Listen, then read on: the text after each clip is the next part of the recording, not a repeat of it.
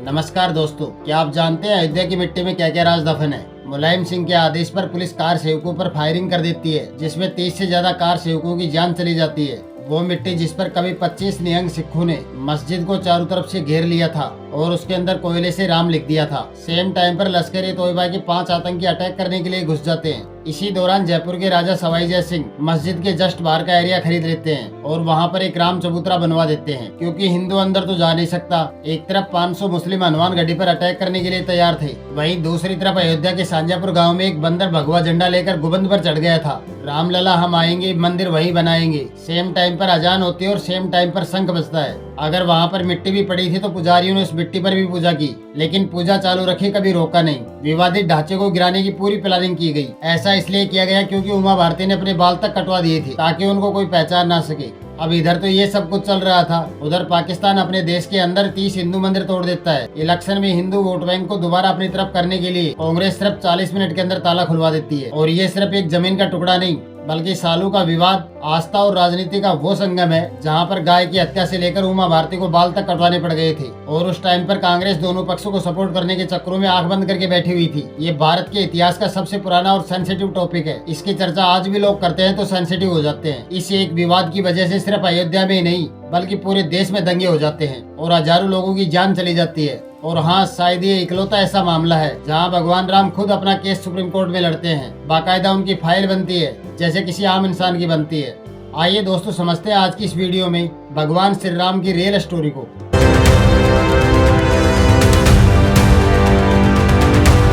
मैं यकीन से कह सकता हूं कि आपको इस मुद्दे के बारे में थोड़ा बहुत जरूर मालूम होगा, लेकिन सुप्रीम कोर्ट का जो 1445 पन्नों का फैसला है उसमें कुछ ऐसी बातें हैं जिन्हें समझने के बाद आपको असली वजह समझ में आएगी। आखिर क्यों ये लड़ाई 16वीं सदी से 9 नवंबर 2019 तक चली थी। मैंने इस पूरे जजमेंट को गहराई से पढ़ा है। इसमें मेरा एक भी शब्द नहीं है जो सुप्रीम कोर्ट के फैसले से हटकर हो या फिर सरकारी reports, news, archaeological survey of India, ASI की रिपोर्ट से अलग नहीं होगा। इस वीडियो को बनाने का मकसद बस यही है, एक बार के लिए हम अपनी निजी राय और निजी सोच और बाइसेस को किनारे रखकर फैक्ट्स के आधार पर देखते हैं कि आखिर ये घटनाएं क्यों हुई थी। अब सवाल आता है कि इन सब के पीछे की असल वजह क्या थी। आज जिसे हम सुप्रीम कोर्ट के रिकॉर्ड में अयोध्या डिस्ट्रिक्ट के नाम से जानते हैं, और ये सरयू नदी के इस तरफ 2.77 एकड़ की ये जमीन है और इसका प्लॉट नंबर है 583। इसी छोटे से जमीन के टुकड़े को लेकर भारत के इतिहास का सबसे पुराना और सबसे बड़ा जमीन का विवाद शुरू हुआ था। और आज इसी जगह भगवान श्री राम का मंदिर बनकर तैयार हो गया है। जो आपने न्यूज में या टीवी में राम मंदिर से जुड़े मैप देखे होंगे, जिसमें आपको ये पूरा ग्रीन वाला हिस्सा दिखाई दे रहा है, ये कुल 67.7 एकड़ का बड़ा एरिया है। लेकिन ध्यान रहे, ये पूरा ग्रीन एरिया विवादित नहीं है। असल में जिस जमीन पर विवाद था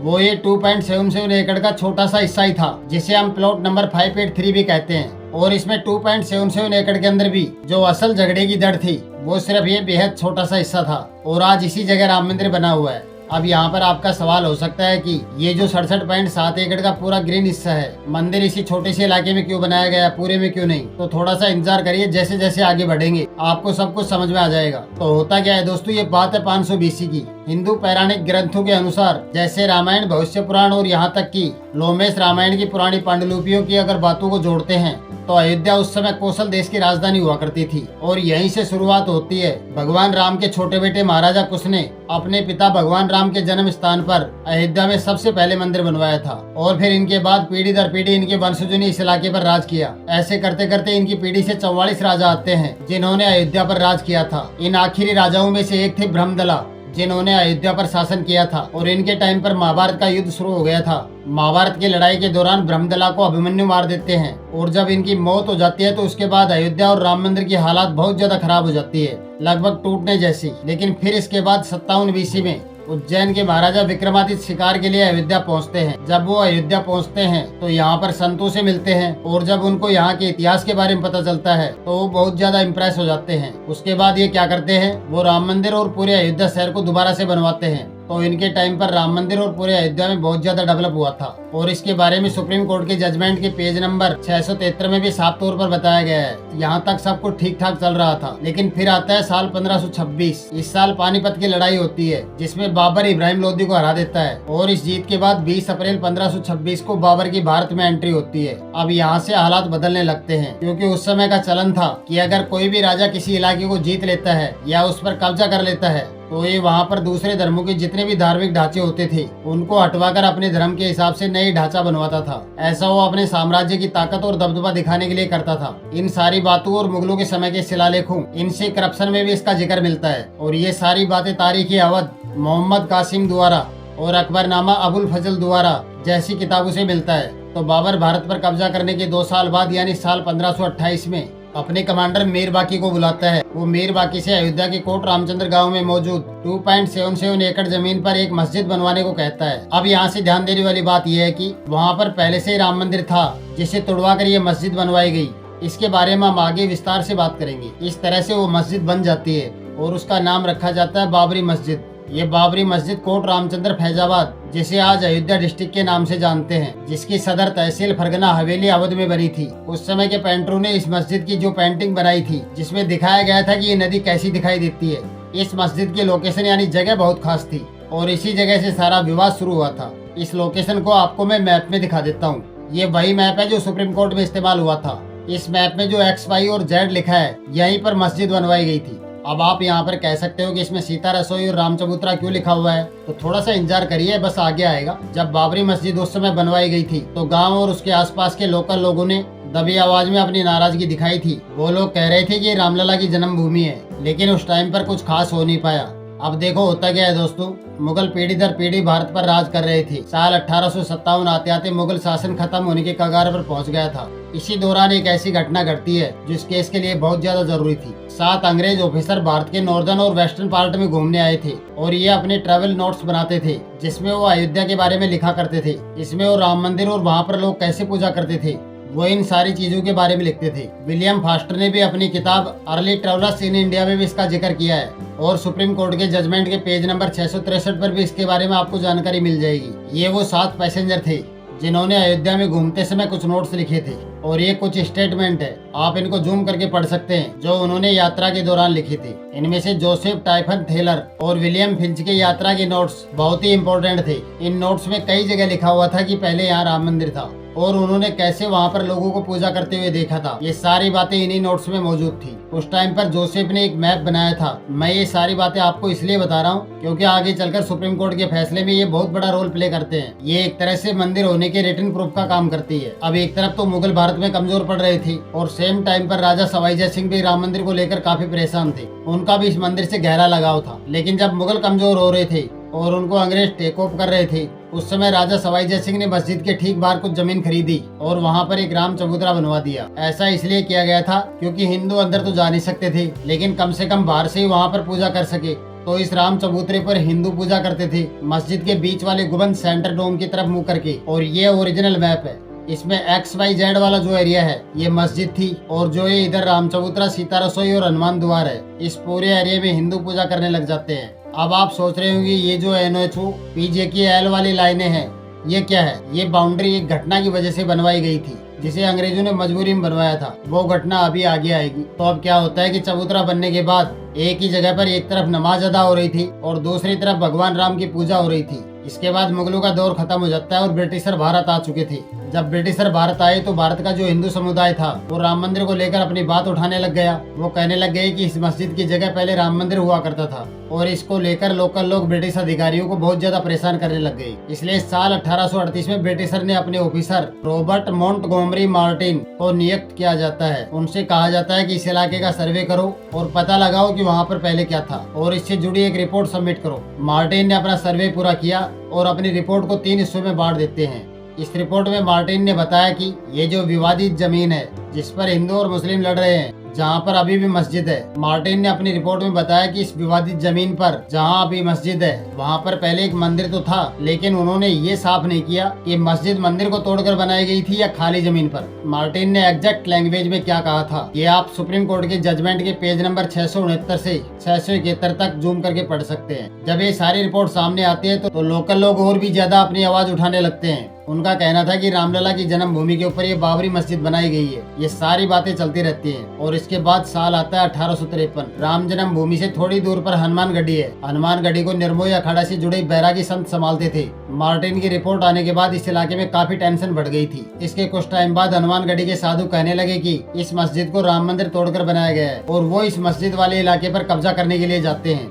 जिसकी वजह से लड़ाई छिड़ जाती है और ये पहली रिकॉर्डेड लड़ाई थी। इसकी वजह से हिंदू मुस्लिम टेंशन बढ़ जाती है और आने वाले 2 सालों तक हिंदू मुस्लिम के बीच दंगे चलते रहते हैं। इसके 2 साल बाद 1855 में एक सुन्नी मौलवी गुलाम हुसैन दावा करते हैं कि हनुमानगढ़ी में पहले मस्जिद थी जिसे तोड़कर मंदिर बनाया गया है, और ये अपने 500 मुस्लिम फॉलोअर्स को इकट्ठा करते हैं और हनुमानगढ़ी पर हमला कर देते हैं। लेकिन वहाँ पर पहले से ही 8000 बैरागी संत मौजूद थे और बहुत ज्यादा लड़ाई होती है। इस लड़ाई में मुस्लिम पक्ष को काफी नुकसान होता है और 75 मुसलमानों की जान चली जाती है। इस घटना का जिक्र सर्वपल्ली गोपाल की किताब एनाटॉमी ऑफ ए कॉन्फ्रंटेशन में मिलता है और सुप्रीम कोर्ट के जजमेंट के पेज नंबर 675 पर भी इसके बारे में बताया गया है। इन दंगों की वजह से इस इलाके में काफी अशांति फैल गई थी और ब्रिटिशर ऑफिसर इन सबसे बहुत ज्यादा परेशान हो गए थे। तो उन्होंने क्या किया, इस विवादित जमीन को हिंदू और मुसलमानों के बीच बांट दिया। ब्रिटिशर को लगा कि इससे हालात काबू में आ जाएंगे, लेकिन ऐसा होता नहीं है। फिर साल 1857 में ब्रिटिशर ने इस विवादित एरिया को बांटने के लिए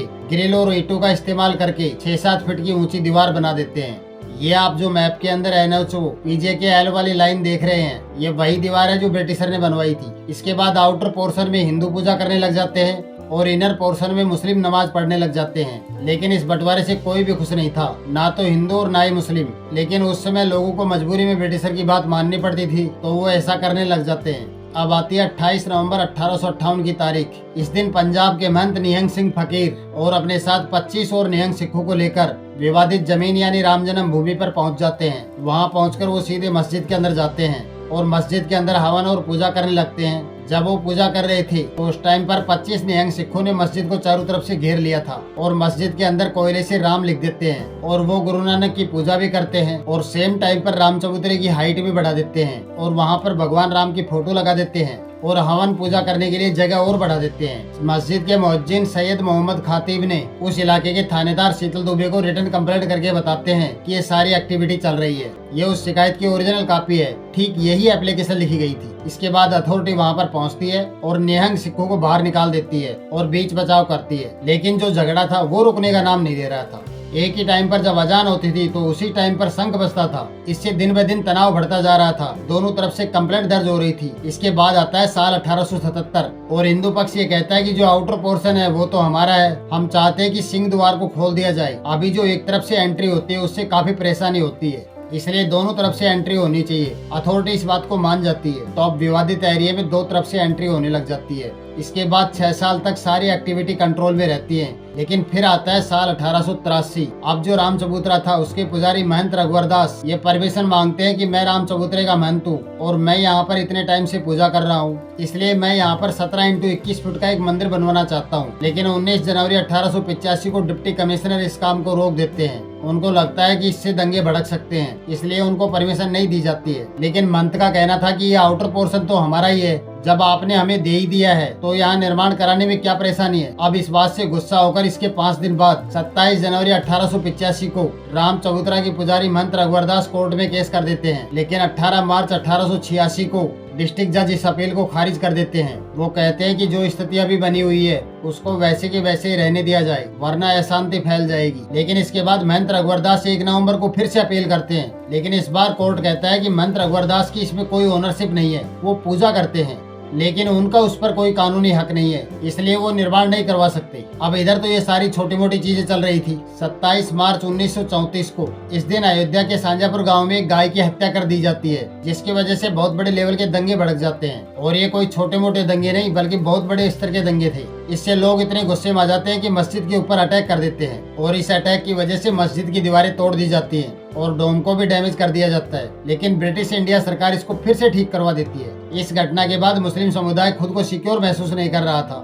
दूसरी बात ये थी कि मुसलमानों का मानना था कि जहाँ पर पूजा हो रही है वहाँ पर नमाज पढ़ना शरीयत के खिलाफ है, इस तरह नमाज पढ़ना सही नहीं है, तो वहाँ पर मुस्लिम नमाज पढ़ने से बचते थे। लेकिन हिंदुओं को जो आउटर पोर्शन मिला हुआ था उसमें प्रॉपर तरीके से पूजा अर्चना भजन कीर्तन सब कुछ रोजाना होता था। अब इसके बाद साल आता है 1947 और हमारा देश आजाद हो गया था। इसके 2 साल बाद दिसंबर 1949 को अखिल भारतीय रामायण महासभा ने अपने हिंदू वाले एरिया में जो आउटर पोर्शन था वहाँ पर 9 दिन का रामचरितमानस का पाठ चालू कर देते हैं। और जब ये पाठ खत्म होने वाला था यानी 22 दिसंबर की रात को मस्जिद के अंदर रामलला की मूर्ति रख देते हैं। अगले दिन सुबह 23 दिसंबर 1949 को बहुत सारे हिंदुओं की लाइन लग जाती है दर्शन करने के लिए। लोग कहने लग गए कि रामलला प्रकट हुए हैं, लेकिन जब मुस्लिम समुदाय ये सारी चीजें देखते हैं और 29 दिसंबर 1949 को सुन्नी सेंटर वक्फ बोर्ड एफआईआर दर्ज करवा देता है। यहाँ से मुस्लिम पक्ष की तरफ से कोई व्यक्ति शिकायत नहीं कर रहा था, बल्कि सुन्नी सेंटर वक्फ बोर्ड ही पूरी लड़ाई लड़ रहा था। ये लोग अपनी शिकायत में कहते हैं कि हिंदू पक्ष झूठ बोल रहा है, रामलला प्रकट नहीं हुई, बल्कि इन लोगों ने खुद ही मूर्ति रख दी है। उनका मकसद था मस्जिद के सेंटर डोम पर कब्जा करना। अब फिर से दंगू जैसी स्थिति बन जाती है। रामलला की जो मूर्ति थी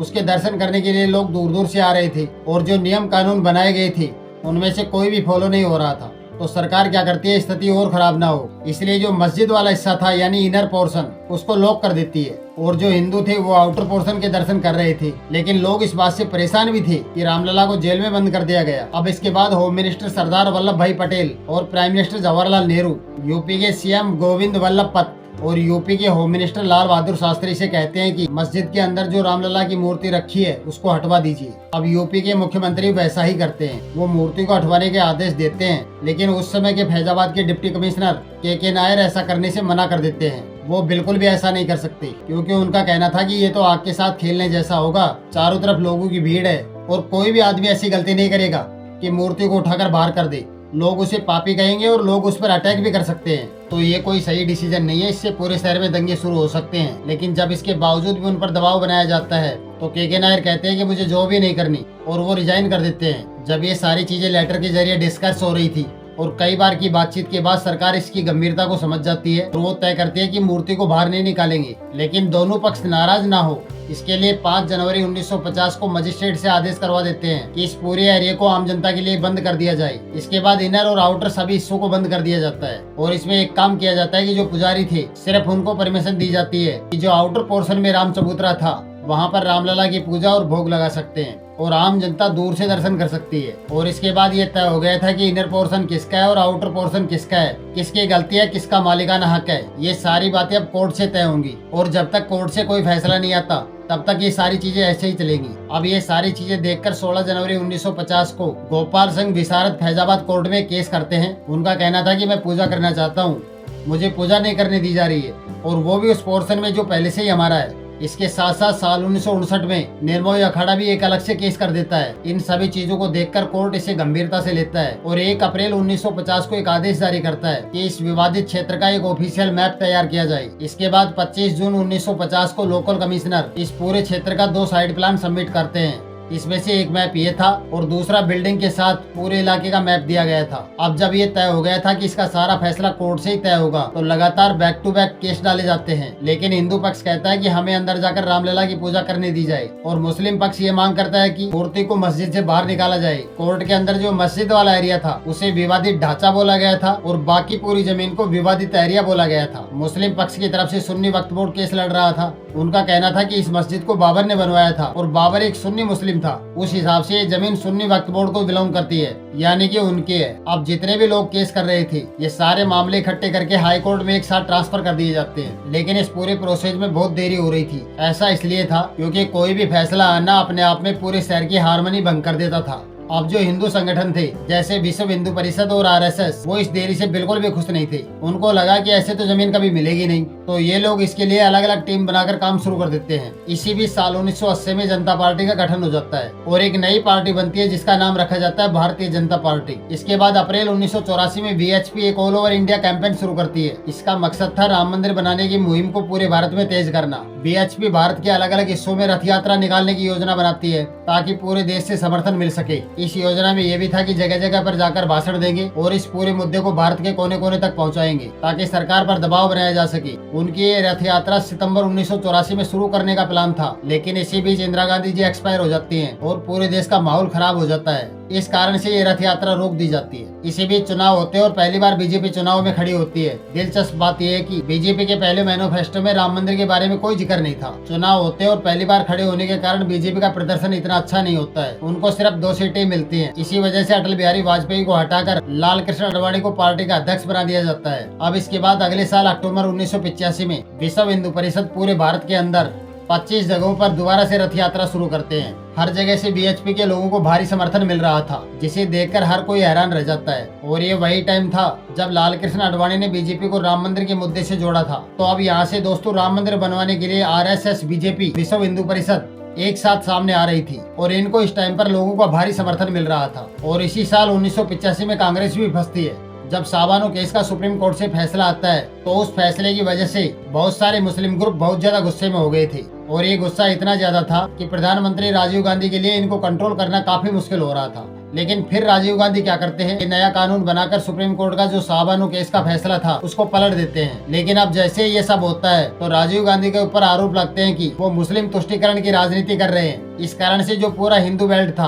अब उसमें बीजेपी और वीएचपी की बातें बहुत ज्यादा हो रही थी। इसके साथ साथ 25 जनवरी 1986 को लॉयर उमेश चंद पांडे ने भी एक अपील कर दी थी कि रामलला की पूजा करने के लिए जो हिंदू पर प्रतिबंध लगा रखे हैं उसको हटा दिया जाए। तो इसको लेकर लोगों में बहुत ज्यादा शोरगुल होने लगता है और सरकार भी दबाव में आ जाती है। तो ये सारी एक्टिविटी तो एक साथ चल रही थी। इसी बीच एक दिन अचानक से हाई कोर्ट के जज आदेश करते हैं कि हिंदुओं के दर्शन के लिए रामलला के गेट खोल दिए जाएं। अब जो ये फैसला आया था ये तो एक बहुत नॉर्मल बात थी, लेकिन इस फैसले को लेकर बहुत ज्यादा हल्ला होने लगता है क्योंकि जिस तरह से इसको लागू किया गया था उससे राजीव गांधी के ऊपर सवाल उठने लग गए थे और आरोप लगे कि आने वाले चुनाव में हिंदू वोट बैंक को दोबारा से अपनी तरफ करने के लिए ये कदम उठाया गया है। ऐसा इसलिए कहा गया था क्योंकि जैसे हाई कोर्ट का आदेश आता है उसके 40 मिनट के अंदर ताला खोल दिया गया था और इस पूरे प्रोसेस को लाइव टीवी पर टेलीकास्ट कराया गया था। इनफैक्ट सरकार ने कोर्ट को इंश्योर किया था कि अगर ताला खोला जाता है तो कोई भी लॉ एंड ऑर्डर की प्रॉब्लम नहीं होगी, जबकि जब ताला लगाया गया था तो हवाला यही दिया गया था कि कानून व्यवस्था की प्रॉब्लम हो जाएगी इसलिए ताला लगाना जरूरी है। लेकिन इस टाइम तक बहुत सारी बातें बदल चुकी थी। इस पूरे केस में जो जल्दबाजी हुई उससे सरकार की इंटेंशन पर सवाल खड़े हो जाते हैं क्योंकि ये कोई नॉर्मल कोर्ट प्रोसीजर की तरह नहीं चल रहा था। और उसी टाइम राजीव गांधी पर आरोप लगा कि उन्होंने ये कदम साबानो केस का डैमेज कंट्रोल करने के लिए और हिंदुओं की तुष्टीकरण करने के लिए उठाया है। इस कारण से राजीव गांधी दोनों तरफ से फंस गए थे। जब ताला खोला जाता है तो उसके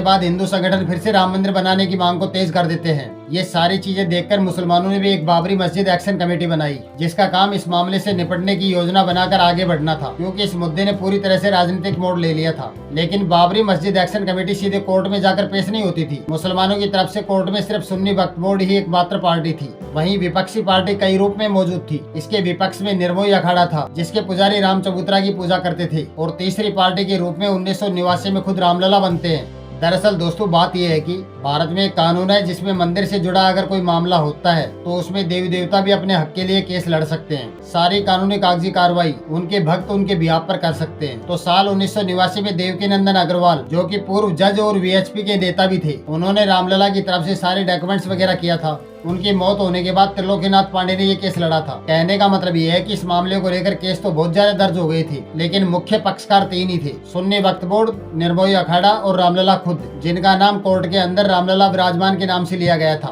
ताला खुलने के बाद फरवरी 1989 में कुंभ का मेला लगा हुआ था और इस मेले में ऐलान कर दिया गया था कि बहुत हो गया, 9 महीने के बाद 9 नवंबर 1989 को शिलान्यास होगा। शिलान्यास का मतलब था कि विवादित एरिया पर एक नींव का पत्थर रखा जाएगा। इसे एक तरह से शिवालिंग एक्ट की तरह माना जाता है, जिसका मतलब होता है कि अब यहाँ से निर्माण कार्य शुरू होगा। इस बात को लेकर विश्व हिंदू परिषद ने गांव-गांव में जाकर खूब प्रचार किया था। लोगों ने शिला पूजन भी किया था जिसमें वो ईंटों पर राम लिखकर अयोध्या ले जाने लगते हैं, इस विश्वास के साथ कि इन ईंटों का यूज करके राम मंदिर बनेगा। करीब 3.5 लाख से भी ज्यादा शिलाएं इकट्ठा करके अयोध्या लाई गई थी। लेकिन उन्होंने जो ये शिलान्यास का आयोजन प्लान किया था इसमें कोई दिक्कत ना आए, कोई रुकावट ना आए, इसके लिए वीएचपी के नेताओं ने 17 अक्टूबर 1989 को होम मिनिस्टर बूटा सिंह से इंश्योर ले लिया था। उन्होंने आश्वासन दिया था कि कोई भी परेशानी नहीं होगी और जो केंद्र सरकार थी वो भी इसमें कोई आनाकानी नहीं करती है, कोई भी रेस्ट्रिक्शन नहीं डालती है। लेकिन इस आयोजन में दंगे होने के चांसेस बहुत ज्यादा थे क्योंकि इतने सारे लोग इकट्ठा हो रहे थे और अगर उधर से मुसलमान भी आ जाते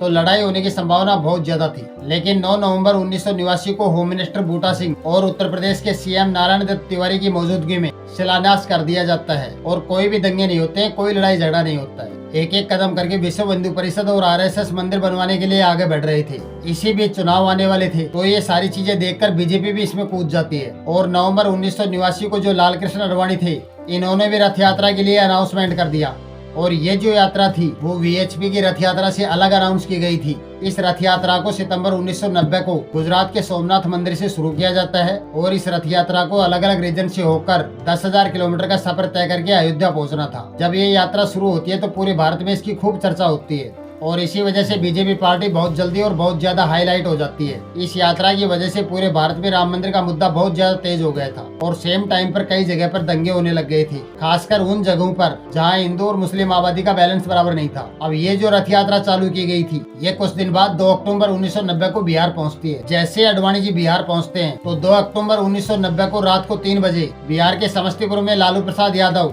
लाल कृष्ण अडवाणी को अरेस्ट करवा लेते हैं। लालू प्रसाद यादव का कहना था कि ये कदम इसलिए उठाया गया है क्योंकि इससे पूरे देश में दंगे हो रहे हैं और बिहार का माहौल भी खराब हो सकता है, इसलिए इस रथ यात्रा को यहीं पर रोक देते हैं। उधर बीजेपी जो 1984 में 2 सीटें जीत पाई थी, लाल कृष्ण अडवाणी के इस राम मंदिर के मुद्दे से जुड़ने का फैसला काम आया और 1989 के चुनाव में बीजेपी सीधे 85 सीट जीत जाती है। इस रथ यात्रा के प्रभाव से उत्तर प्रदेश, राजस्थान, मध्य प्रदेश और हिमाचल प्रदेश में बीजेपी की सरकारें बन जाती हैं। इसके बाद लाल कृष्ण अडवाणी बीजेपी के अंदर और पूरे देश के अंदर एक बहुत बड़ा नाम बन गए थे। फिर इसके बाद राम मंदिर बनवाना बीजेपी के मैनिफेस्टो में भी शामिल कर लिया गया था। भले ही इस रथ यात्रा को बिहार में रोक दिया गया था, लेकिन इसे 30 अक्टूबर 1990 को अयोध्या में रामलला विराजमान स्थान पर पहुंचकर पूरा होना था। तो जब लाल कृष्ण अडवाणी की यात्रा बिहार में रुक जाती है तो बाकी के कार सेवक अयोध्या पहुंचते हैं। देखो, कार सेवक वो होते हैं जो कर सेवा करते हैं, यानी कि किसी धार्मिक कार्य में स्वयं सेवक के रूप में श्रमदान करते हैं, मतलब कि बिना स्वार्थ के अपने धर्म के लिए काम करना और सेवा करना। तो कार सेवक कहते हैं कि भले यात्रा बिहार में रोक दी गई है, लेकिन वो अयोध्या जाएंगे और वहाँ जाकर कर सेवा करेंगे। लेकिन इस पर मुलायम सिंह जी ने कहा कि जो विवादित एरिया है वहाँ पर परिंदा भी पर नहीं मार सकता, अगर कोई वहाँ जाएगा तो अच्छा नहीं होगा।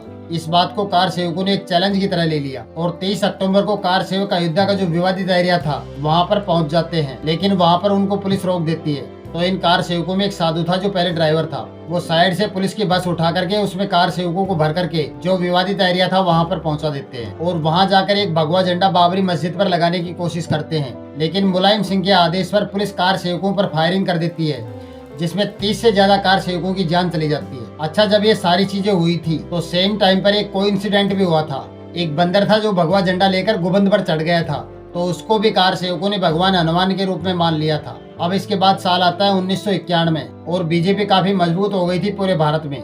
बीजेपी के बारे में चारों तरफ बात हो रही थी और उत्तर प्रदेश के अंदर भी बीजेपी जीत जाती है। 24 जून 1991 को पहली बार उत्तर प्रदेश में बीजेपी की सरकार बनती है और बीजेपी से कल्याण सिंह उत्तर प्रदेश के मुख्यमंत्री बनते हैं। और जो केंद्र सरकार थी वहाँ पर कांग्रेस जीत कर आई थी, तो वहाँ पर पीवी नरसिम्हा राव प्रधानमंत्री बने थे। इसके बाद राम मंदिर की अहमियत राजनेताओं को समझ में आने लग गई थी। कल्याण सिंह मुख्यमंत्री बनते ही अयोध्या जाकर शपथ लेते हैं और यहाँ से एक फेमस नारा देते हैं, रामलला हम आए हैं, मंदिर यहीं बनाएंगे। कुछ दिन बाद 7 अक्टूबर 1991 को कल्याण सिंह एक बहुत बड़ा फैसला लेते हैं। वो लैंड एक्विजिशन एक्ट 1984 के सेक्शन 4, 6 और 17 के तहत विवादित क्षेत्र और उसके आसपास के इलाके को अपने पास यानी राज्य सरकार के अधिकार में ले लेते हैं। इस एक्ट में ये प्रावधान था कि राज्य सरकार टूरिज्म और डेवलपमेंट के लिए भूमि अधिग्रहण कर सकती है। तो कल्याण सिंह यानी राज्य की सरकार ने पहले तो इस एरिया को अपने अंडर में ले लिया। फिर एक ट्रस्ट था राम जन्म भूमि न्यास के नाम से, ये विश्व हिंदू परिषद का ही ट्रस्ट था, जिसका मेन उद्देश्य था राम जन्म भूमि मंदिर का निर्माण करवाना। इस ट्रस्ट को 1 रुपए की लीज पर ये पूरी जमीन दे दी जाती है और बोला गया कि इस एरिया में टूरिज्म और विकास के लिए श्री राम कथा पार्क बनाया जाएगा। लेकिन इसके तुरंत बाद मुस्लिम कोर्ट पहुंच जाते हैं और ये जाकर कहते हैं कि ये लोग मनमानी कर रहे हैं जो असंवैधानिक है।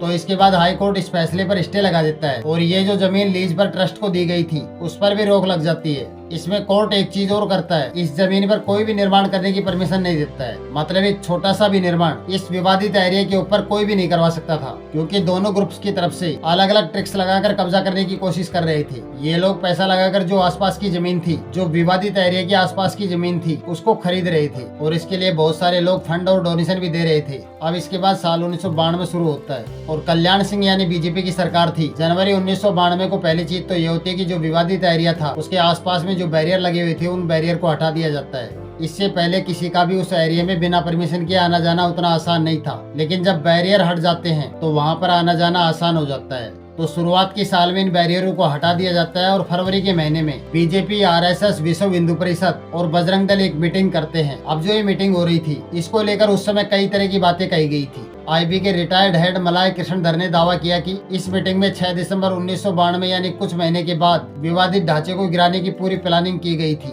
ऐसा इसलिए किया गया था ताकि कोर्ट के अंदर केस मजबूत हो सके, क्योंकि अगर उस जगह पर मस्जिद रहेगी तो कोर्ट उनके हक में फैसला नहीं दे पाएगा। ये जो आईबी के ऑफिसर थे मलाय कृष्णधर, इन्होंने दावा किया कि इनकी सिक्योरिटी लगी हुई थी। उन्होंने इस मीटिंग की रिकॉर्डिंग भी की थी और अपने सीनियर ऑफिसर को भेजी भी थी, लेकिन इसमें कुछ भी एक्शन नहीं लिया गया। इसमें मलाईधर ने कांग्रेस के प्रधानमंत्री पीवी नरसिम्हा राव को भी दोषी ठहराया था कि कांग्रेस दोनों ग्रुप्स को समर्थन करने के चक्कर में आंख बंद करके बैठ गई थी। ये सारे एलिगेशन उन्होंने अपनी किताब open secret India's intelligence unfilled में लगाए हैं। और उसके बाद कोबरा पोस्ट स्टिंग ऑपरेशन भी हुई थी, जिसमें बोला गया था कि 10 महीने पहले से ही प्लानिंग शुरू हो गई थी। इस मामले से रिलेटेड वीडियो अभी भी यूट्यूब पर मौजूद है। इसके बाद स्थिति और भी ज्यादा खराब हो जाती है और 24 मार्च 1992 को उत्तर प्रदेश के मुख्यमंत्री कल्याण सिंह ने बिना किसी डर के सार्वजनिक रूप से कहा था कि सरकार रहे या ना रहे, लेकिन राम मंदिर बनना चाहिए। लेकिन इस पूरे विवाद में सबसे ज्यादा प्रॉब्लम ये थी कि हिंदू ग्रुप्स का कहना था कि उस क्षेत्र में उनको निर्माण करके पूजा करने की अनुमति दी जानी चाहिए, लेकिन कोर्ट के आदेश नहीं थे,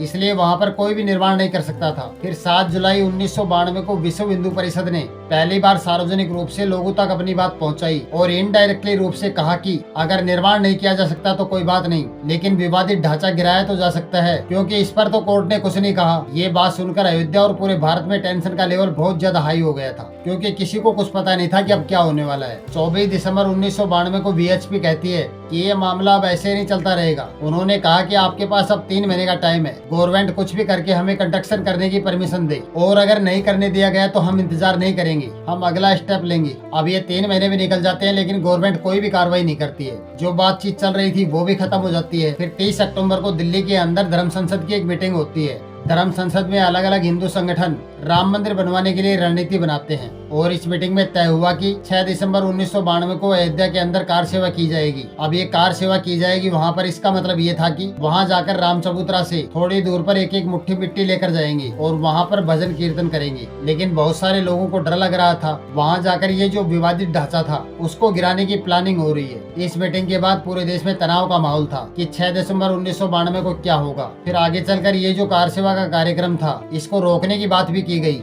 तो उत्तर प्रदेश के मुख्यमंत्री कल्याण सिंह ने सुप्रीम कोर्ट में एक एप्लीकेशन दी और यूपी विधानसभा में गारंटी ली कि खाली कार सेवा होगी, मस्जिद को कुछ नहीं होगा। और उन्होंने इसमें एक बात और जोड़ दी थी, अगर ऐसे टाइम पर हम कार सेवा को रोकेंगे तो दंगे और भड़क जाएंगे। अब ये सारी चीजें करने के बाद कल्याण सिंह ने क्या किया, उन्होंने लिखित में सिक्योरिटी फोर्सेस को बोला कि किसी भी स्थिति के अंदर कार सेवकों के ऊपर गोली नहीं चलनी चाहिए। प्रकाश सिंह जो उस टाइम के डीजीपी थे, उन्होंने कहा कि यूपी सरकार ऐसे अधिकारियों को मंदिर के आसपास तैनात कर रही है जो उनके हिसाब से चलते हैं। सरकार का यह प्रयास था अयोध्या और उसके आसपास ऐसे अधिकारी लगे जो उनके कहने के अनुसार चल सके, और सरकार का प्रयास भी यही था, अयोध्या और उसके आसपास ऐसे अधिकारियों को लगाना चाहिए जो उसके हिसाब से काम करे। अब 1 दिसंबर 1992 से ही पूरे देश से कार सेवक अयोध्या पहुँच लग गए थे और 1.5 लाख से ज्यादा कार सेवक अयोध्या पहुँच गए थे। उस टाइम पर पूरी अयोध्या एक छावनी में बदल गई थी और एक दिन पहले यानी 5 दिसंबर 1992 को जो भीड़ थी उसने स्टेज वगैरह बना दिया था। उसमें नेता लोग आकर भाषण दे रहे थे, जिसमें अटल बिहारी वाजपेयी और लाल कृष्ण आडवाणी भी थे। उन्होंने उस भाषण के दौरान कहा था कि विवादित एरिया पर कंस्ट्रक्शन नहीं किया जा सकता, लेकिन वहाँ पर बैठने के लिए समतल तो किया जा सकता है। नुकीले पत्थर निकले,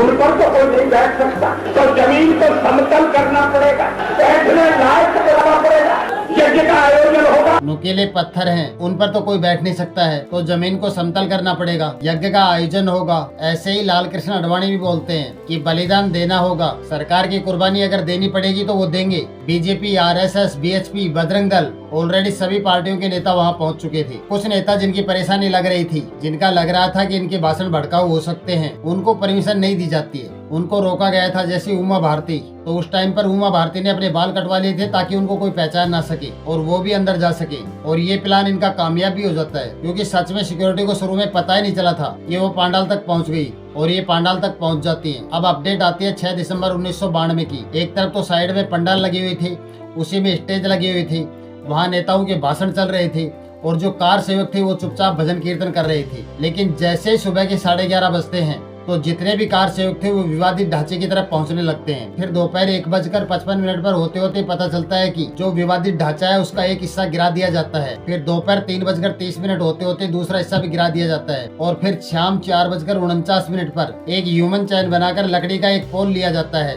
और इस विवादित ढांचे को पूरी तरह से गिरा दिया जाता है। इसके बाद रामलला की मूर्ति, लक्ष्मण जी की मूर्ति और हनुमान जी की मूर्ति थी वो गर्भगृह में रख दी जाती है और टेंट से एक अस्थायी मंदिर बना दिया गया था। अब इसके थोड़ी देर बाद करीब शाम 6 बजे उत्तर प्रदेश के अंदर राष्ट्रपति शासन लगा दिया जाता है और शाम 6:15 पर उत्तर प्रदेश के मुख्यमंत्री कल्याण सिंह, जिन्होंने गारंटी ली थी कि ऐसा कुछ नहीं होगा, वो रिजाइन कर देते हैं। और फिर इसके बाद वहाँ पर जो लोकल पुलिस थी वो खुद से एफआईआर करती है और एक साथ 2 एफआईआर दर्ज की जाती है, एक नेताओं के खिलाफ और एक जो पूरी क्रिमिनल एक्टिविटी हुई थी उसके खिलाफ। अब ये घटना हो तो जाती है, लेकिन इस घटना के बाद सिर्फ अयोध्या ही नहीं बल्कि पूरे देश में दंगे होते हैं। दिल्ली, मुंबई, गुजरात, अहमदाबाद, उत्तर प्रदेश, बिहार और पूरे भारत में दंगे भड़क जाते हैं और 2000 से ज्यादा लोगों की जान चली जाती है और खरबों रुपए की संपत्ति बर्बाद हो जाती है। भारत के बाहर जब ये बात पहुंचती है तो सेम टाइम पर पाकिस्तान क्या करता है, वो अपने देश के अंदर 30 हिंदू मंदिर तोड़ देता है और बांग्लादेश के अंदर 11 हिंदू मंदिर तोड़ दिए जाते हैं और गल्फ कंट्रीज भी इसका विरोध करने लग जाती है। इस मुद्दे को यूएन में ले जाने की बात होती है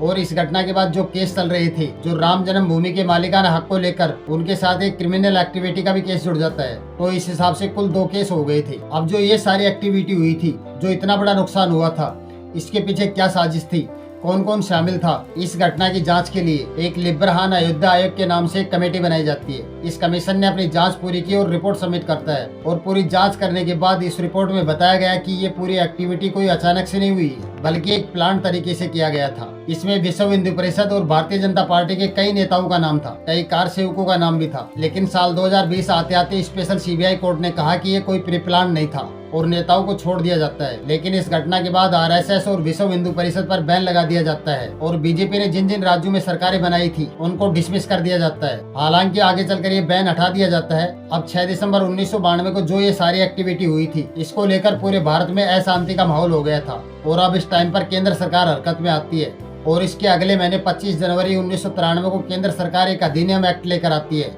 अयोध्या अधिनियम एक्ट 1993। इसमें क्या होता है कि ये जो पूरा एरिया आप देख रहे हैं 67.7 एकड़ का, इसमें 2.77 एकड़ की विवादित भूमि होती है। इसमें 2.77 एकड़ में भी 0.313 एकड़ वो वास्तविक विवादित एरिया माना गया था जहां पर मूर्ति रखी गई थी। तो इस 2.77 एकड़ के एरिया को छोड़कर बाकी एरिया को केंद्र सरकार ने अपने अंडर में ले लिया था और जब ये एरिया अपने अंडर में लिया था तो इसमें दुकानें, कमर्शियल प्रॉपर्टीज और ये सारे घर वगैरह जो भी थे, जैसे अतिक्रमण होता है जब कोई हाईवे वगैरह पास होता है तो उनको सरकारी रेट पर जो पैसे दिए जाते हैं ठीक वैसा ही किया जाता है और इस तरह से पूरी जमीन खाली करवा ली जाती है और केंद्र सरकार इस पूरे एरिया का कब्जा अपने पास ले लेती है। ऐसा इसलिए करती है क्योंकि विश्व हिंदू परिषद और वक्फ बोर्ड इस क्षेत्र में राजनीति कर रहे थे। वो विवादित क्षेत्र के आसपास की जमीनें खरीदकर अपने नाम कर रहे थे और इसमें लोग डोनेशन देकर मदद कर रहे थे। तो इसके बाद ये जो ग्रीन वाला एरिया है ये सरकार के कंट्रोल में आ जाता है। लेकिन 2.77 एकड़ का जो ये विवादित एरिया था, इस पर अभी कोर्ट को फैसला लेना बाकी था। कोर्ट जिसको बोलती है कि विशेष एरिया उसको मिलता है। उस दौरान केंद्र सरकार एक चीज और करती है,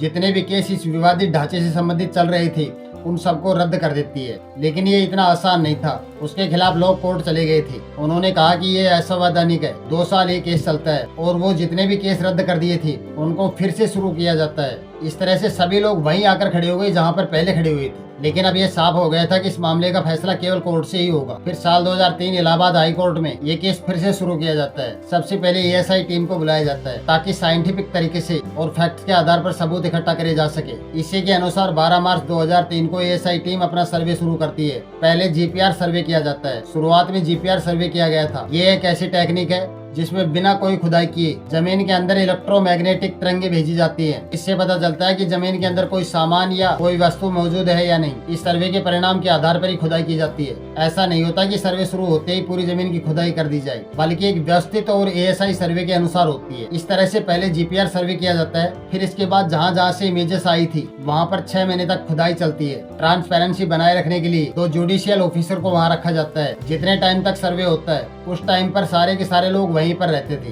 और इनको क्लियर इंस्ट्रक्शन रहता है कि जीपीआर में भले ही कुछ भी आए, लेकिन किसी भी कीमत पर गर्भगृह वाला जो एरिया था जहाँ पर रामलला विराजमान थे उसको छेड़ना भी नहीं है, वहाँ पर कोई खुदाई नहीं करनी है। अब इसके बाद एएसआई रिपोर्ट आती है तो पहली बात तो रिपोर्ट में ये बताई जाती है कि बाबरी मस्जिद के नीचे एक स्ट्रक्चर मिला है, लेकिन वो इस्लामिक नहीं है। दूसरी चीज इसमें ये बोली जाती है कि कुछ ऐसे ढांचे मिले हैं जिससे ये लगता है कि यहाँ पर कोई प्राचीन मंदिर रहा हो। और तीसरा एएसआई ये बोलती है कि ये तो हम कंफर्म नहीं कर सकते कि जो बाबरी मस्जिद बनाई गई थी वो राम मंदिर तोड़कर बनाई गई थी या नहीं, लेकिन ये कह सकते हैं कि बाबरी मस्जिद को खाली जमीन पर नहीं बनाया गया था। अब इधर तो ये सारी एक्टिविटी चल रही थी और इसी बीच 5 जुलाई 2005 को लश्कर ए तोयबा के 5 आतंकी विवादित जमीन पर जहाँ पर टेम्परेरी राम मंदिर बना हुआ था उस पर अटैक करने के लिए घुस जाते हैं। इस हमले में एक नागरिक की जान चली जाती है और कई लोग घायल हो जाते हैं, लेकिन सीआरपीएफ ने इन 5 आतंकियों को मार दिया था। इसके बाद साल 2010 में इस मामले से संबंधित सभी सबूतों की अच्छी तरह से जांच की जाती है और दोनों ग्रुप्स अपनी अपनी दलील पेश करते हैं। फिर इसकी सुनवाई पूरी होने के बाद इलाहाबाद हाई कोर्ट साल 2010 में अपना फैसला सुनाता है और इस फैसले में कोर्ट ने ये एक्सेप्ट कर लिया था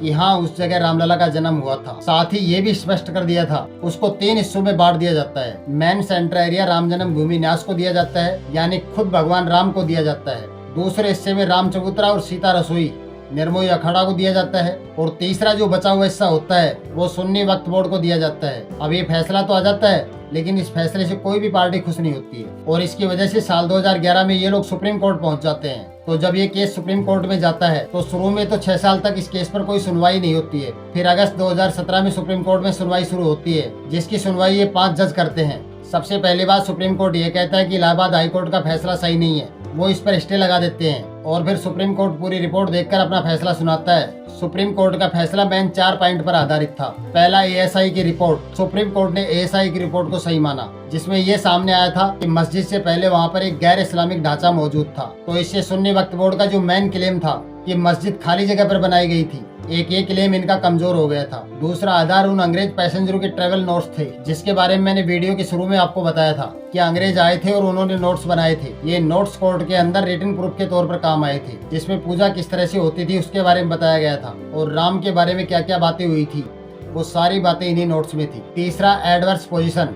कोर्ट ने इस बात पर भी गौर किया, हिंदुओं ने विवादित जगह पर कभी पूजा करना बंद नहीं किया। कानून में कब्जा जिसके पास होता है, राजा वही होता है। अगर वहाँ पर मिट्टी भी पड़ी थी तो पुजारियों ने उस पर भी पूजा की, लेकिन पूजा को कभी रोका नहीं गया। वहीं दूसरी तरफ मुसलमानों ने साल 1934 या फिर साल 1949 के बाद वहाँ पर नमाज पढ़ना बंद कर दिया था। चौथा पॉइंट, गवाहों की क्रॉस एग्जामिनेशन।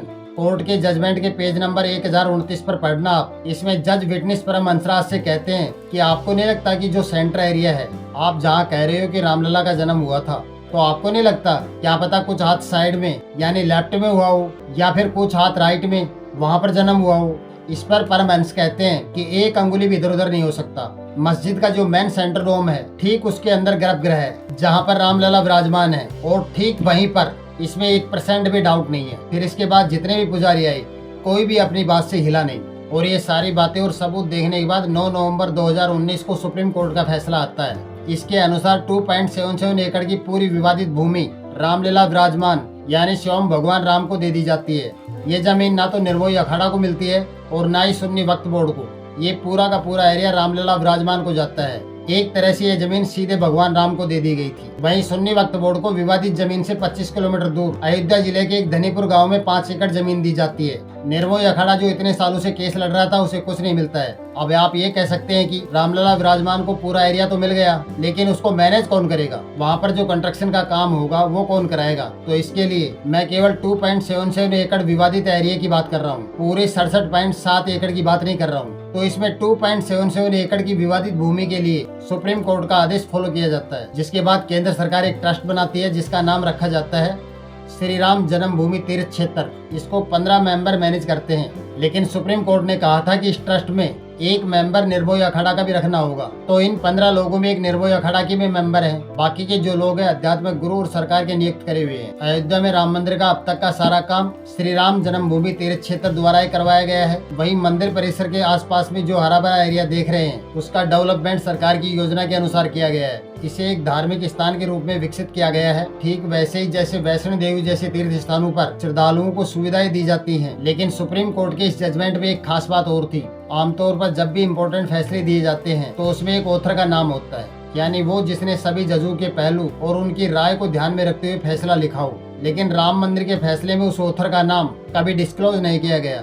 अगर आप इस फैसले के आखिरी में देखेंगे तो वहाँ पर एक खाली पड़ा भाग है जिसका फॉन्ट भी बाकी फैसले से अलग है। इसमें 5 में से एक जज ने मेजोरिटी डिसीजन को मानते हुए एकदम अलग रीजनिंग दी है। कानूनी भाषा में इसे कॉन्क्रीट जजमेंट कहते हैं। इस कॉन्क्रीट जजमेंट में स्पष्ट रूप से लिखा है कि विवादित ढांचा हिंदू मान्यताओं के अनुसार भगवान श्री राम का ही था। इस पूरे घटनाक्रम के बाद 5 अगस्त 2020 को प्रधानमंत्री नरेंद्र मोदी जी ने मंदिर का शिलान्यास और भूमि पूजन करवाया था और फिर 22 जनवरी 2024 को रामलला की मूर्ति को मंदिर के अंदर विराजमान कर दिया गया था। फिलहाल मंदिर बनकर पूरा हो चुका है और उम्मीद है कि आपने भगवान राम के दर्शन भी कर लिए होंगे। दोस्तों, वीडियो पसंद आई हो तो चैनल को सब्सक्राइब करें, वीडियो को लाइक करें और ज्यादा से ज्यादा शेयर करें।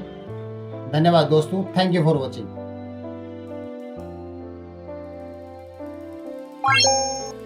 you